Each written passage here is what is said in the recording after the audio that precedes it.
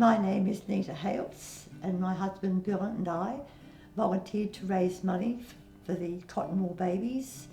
The dystrophic epidermolysis bullosa is what its correct name is, but commonly known as cotton wool babies. And it was a pleasure and a joy.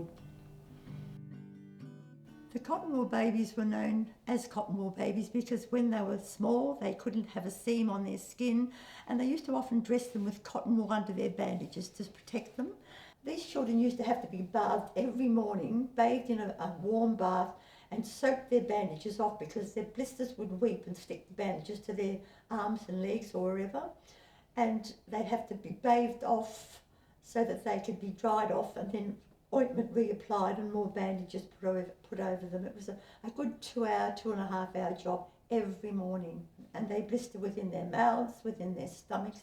But none of these children in those days unfortunately lived long lives. Do you have a photo of Anna? Sorry? Do you have a picture of Anna? Yes, I do. She would have been about, maybe 18, 19. We met her at Rotary. We asked her to come and speak to us on a Rotary night, and she stood up. She's a little thin, tiny girl, and she stood up and she spoke like you wouldn't believe. You would have thought she had $1 million because she was just so grateful for everything we were doing. She was an inspiration, absolute inspiration. Absolutely. Brings tears to my eyes thinking about it. And we visited her in the hospital, and she wasn't well. And I'll never forget the day this lady doctor walked in and she said, could she speak to Anna? And Anna said, yes, these are my friends, that's all right. And she said to Anna, you're between a rock and a hard place. She had cancers in her groin, she had them under her arms.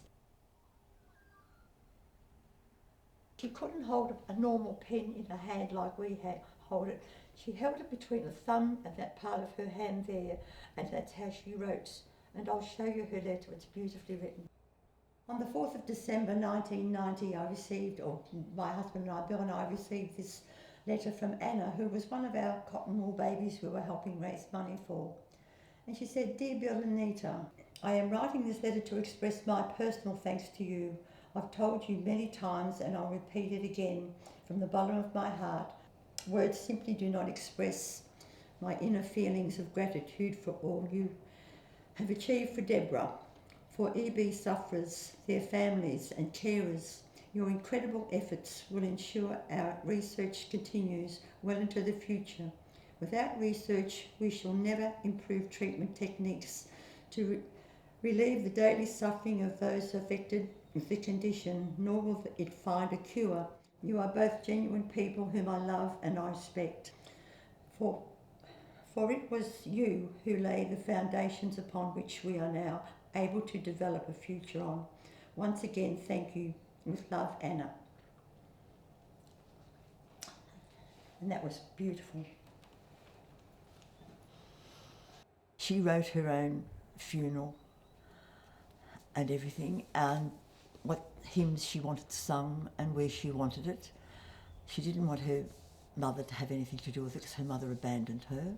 But fortunately, at the last part, her mother did visit her in hospital, and we went to the service and we all lit candles and that sort of thing, but she had it beautifully arranged. She did it all herself. And she was a very special girl, a very special girl. What'll I do with just a photograph to tell my troubles to?